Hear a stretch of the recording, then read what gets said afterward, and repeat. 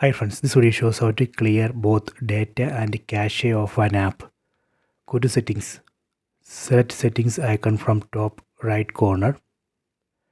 Go down, select apps. Select see all apps. Here you can see list of all installed apps. Go down, let me select one app. Let me select this YouTube app. Go down.